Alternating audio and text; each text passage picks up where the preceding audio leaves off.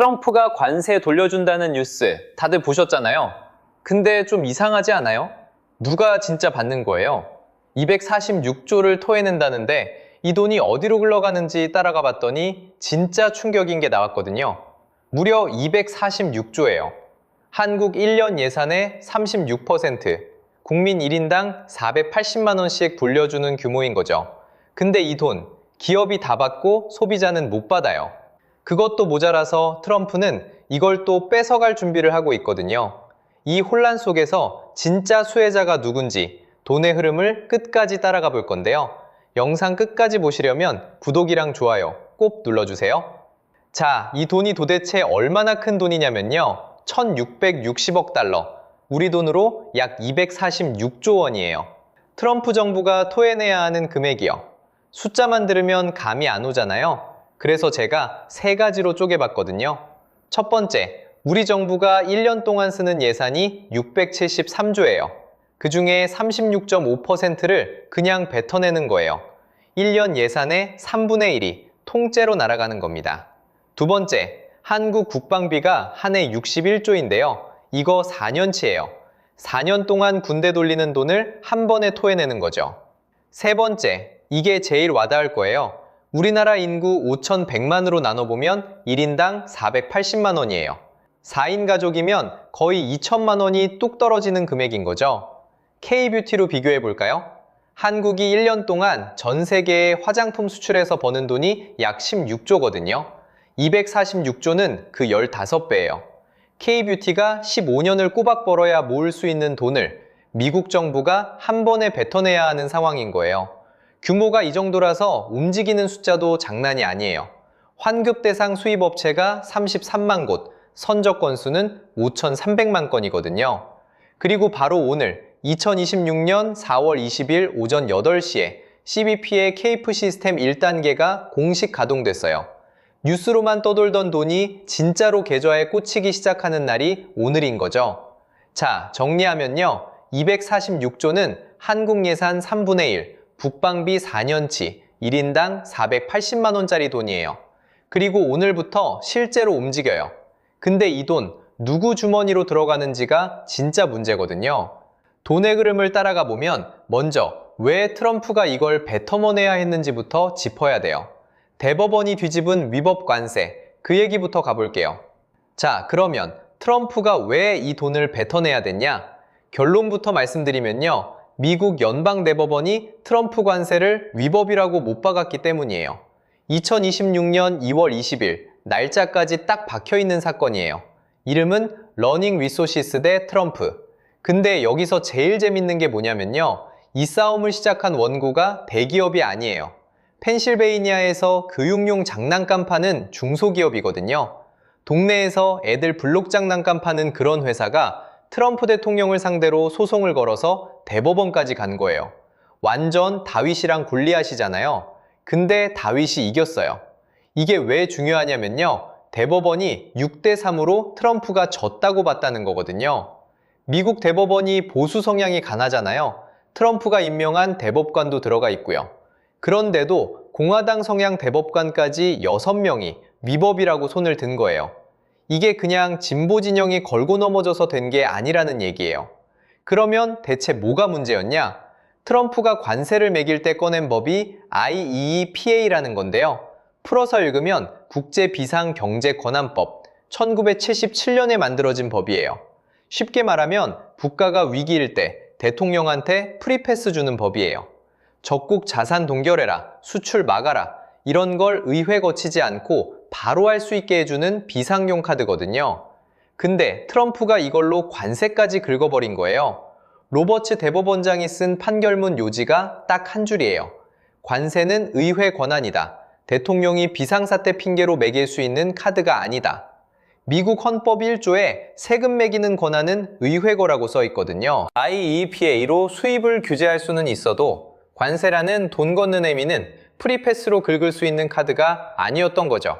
그래서 판결 뒤에 국제무역법원까지 나서서 IEEPA로 관세 낸 사람은 다 돌려받을 대상이다.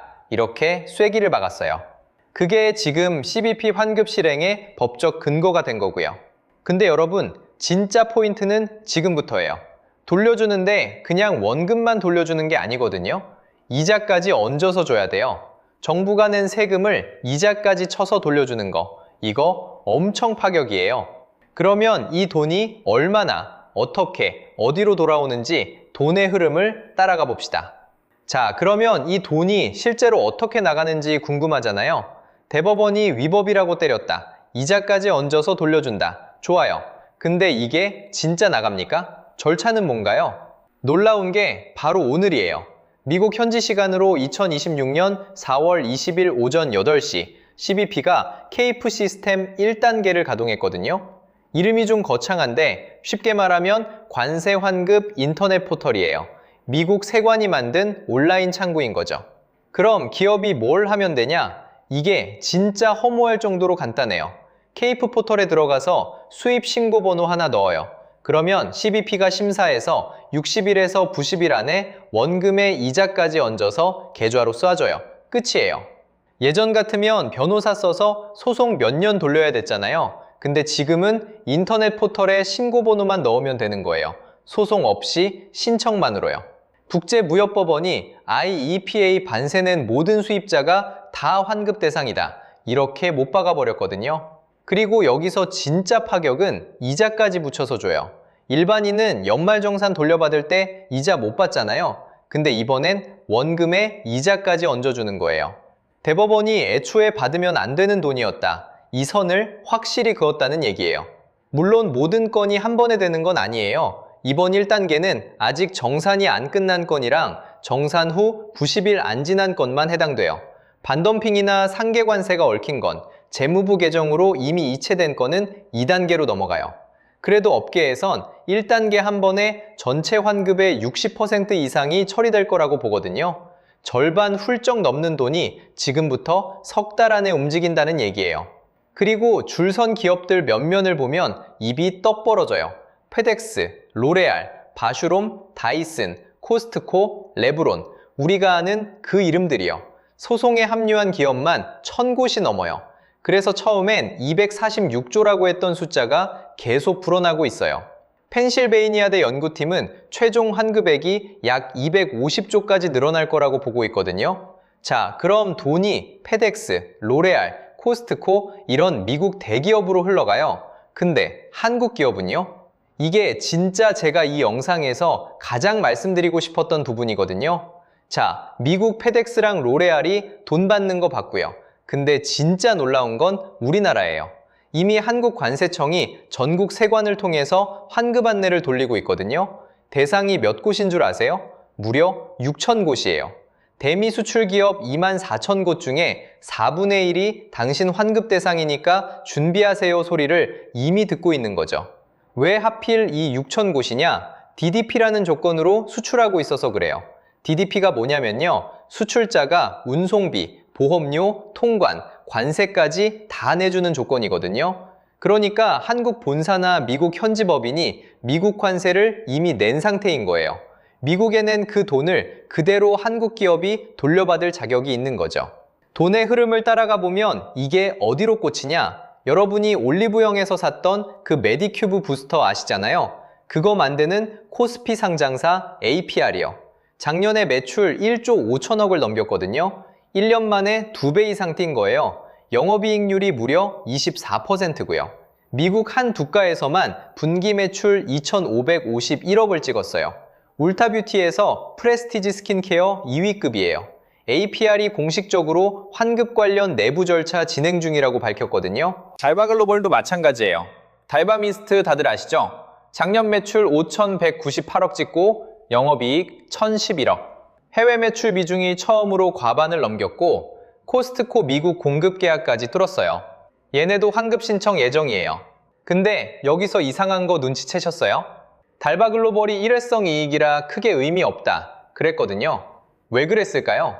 일단 끝까지 따라가 보죠. 실리콘2도 있어요. 북미 K뷰티 유통 대장주인데 얘는 아예 유통망 자체가 직접 관세 부담이거든요. 환급 들어오면 재무구조가 바로 뒤집히는 직격 호재예요. 스킨천사는 미국 아마존 선케어 1위급이고요. 여기 모기업 구다이 글로벌이 작년 매출 1조 4,717억, 1년 만에 3배 넘게 뛰었어요. 이 4기업 공통점이 뭐냐? 미국 법인이 직접 수입 신고를 하는 구조라는 거예요. 반대로 LG생활건강은 미국 비중이 7%밖에 안 돼서 체감이 약하고, 아모레퍼시픽은 코스알엑스 인수 덕에 서구권 비중 20% 정도 걸쳐있는 정도예요. 그러니까 진짜 잭팟은 직수출 K뷰티 4곳에 몰려있는 거죠. 자, 다시 돌아가서요. 달바가 왜 일회성이라 의미 없다고 찬물을 끼얹었을까요? 이유가 있어요. 왜냐하면 트럼프가 이 돈을 고스란히 다시 뺏어올 준비를 하고 있거든요. 이유가 이거예요. 트럼프가 이 246조를 고스란히 다시 뺏어올 준비를 이미 다 해놨거든요. 카드가 한 장도 아니고 4장이에요. 자, 그러면 이 4장의 카드에 다 별명이 붙어요. 여기 첫 번째는 무역법 122조라는 건데요. 이게 이름 붙이면 달러 부족 핑계 카드예요. 국제 수지 적자 났으니까 수입에 한시적으로 세금 물리겠다. 그런 건데 이미 2월 24일에 10% 발효됐어요. 두 번째 카드가 무역법 301조. 이건 너희가 불공정 무역했잖아 카드고요. USTR이 이미 조사 착수했어요. 세 번째가 무역확장법 232조인데 이건 국가안보 핑계 카드예요. 철강 알루미늄에 50% 관세 매기는 그거요. 그리고 네 번째, 이게 진짜 무서운 게요. 관세법 338조인데 별명 붙이면 1930년대 이후 안 쓴 초법적 핵폭탄 카드예요. 사전 조사도 필요 없어요. 외국이 차별했다 싶으면 대통령이 바로 50% 박는 거예요. 트럼프 행정부 진짜 90년 동안 먼지 쌓여있던 조항까지 꺼내든 거거든요. 근데 122조는 150일 한도가 있어요. 7월 23일쯤 만료되거든요. 그럼 끝이냐? 아니에요. 재무장관 스콧 베센트가 대놓고 뭐라 그랬냐면요. 이르면 7월 초까지 기존 수준의 관세를 다시 부과할 수 있을 것이라고 공개 발언했어요. 122조 꺼지기 전에 301조, 302조 행정명령으로 갈아 끼우겠다는 거예요. 이걸 폴리티코가 뭐라고 불렀냐면 침대 축구 전략이에요. 대법원 판결 나왔는데 들어눕는 거예요. 환급 일부러 지연시키고 소송으로 시간 끌고 심지어 관세 포기 기업한테 우선권 당근까지 흔들면서요. 물론 희망이 아예 없는 건 아니에요. 오리건주 법무장관 주도로 24개 주가 3월 5일에 CIT에 122조 제소했거든요. 무역 적자랑 국제 수지 적자는 다르다면서요. 자, 그러면 이 혼란에서 진짜 호구는 누구냐? 돈의 흐름 마지막 구간. 그런데 여러분의 장바구니 가격은 어떻게 되는 걸까요? 자, 그래서 여러분 장바구니 가격을 다시 생각해보면요. 마음속에서 자연스럽게 이 질문이 올라올 거예요. 그동안 비싸게 산 화장품 값은 누가 돌려주나요? 이 질문 진짜 맞는 지적이에요. 기업들은 포털에 신고번호 하나 넣고 이자까지 얹어서 돌려받는데 정작 그 관세 얹은 가격으로 물건 산 소비자한테는 아무도 돈을 돌려주지 않거든요. 뉴스에서는 246조 환급이라는데 우리 통장에는 한 푼도 안 들어오는 거예요. 근데 여기서 진짜 반전이 있어요. 미국에서는 이미 소비자들이 싸우고 있거든요. 올해 3월에 시카고 연방법원에서 코스트코 상대로 집단 소송이 걸렸어요. 원고 이름은 매튜 스토코브라는 일리노이주 회원인데 논리가 진짜 날카로워요. 코스트코가 관세분을 가격에 얹어서 소비자한테 받아놓고 이제 정부에서 그 관세를 또 돌려받으면 이중으로 수령하는 거 아니냐? 이게 바로 부당이득이라는 거예요. 코스트코 CEO는 앞으로 가격 인하로 돌려주겠다 이랬는데 원고 측은 바로 받아쳤어요. 이니 비싸게 산 과거 소비자는요.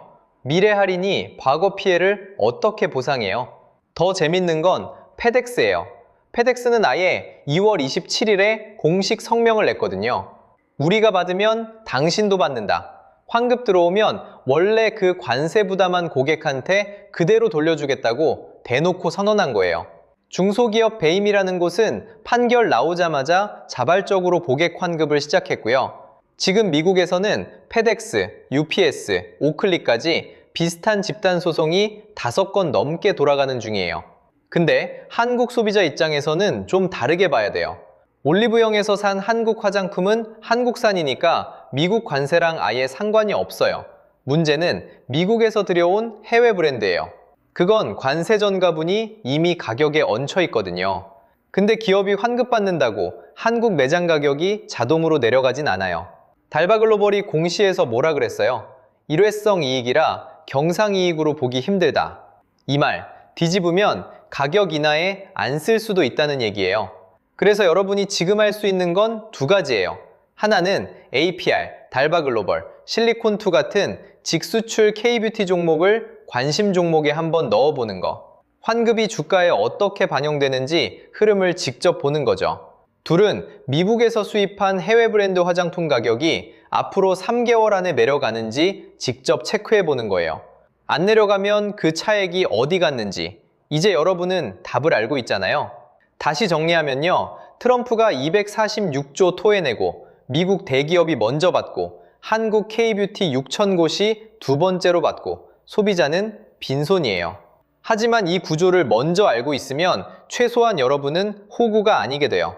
트럼프가 토해낸 돈이 어디로 흘러가는지 이게 돈의 흐름의 진짜 지도입니다.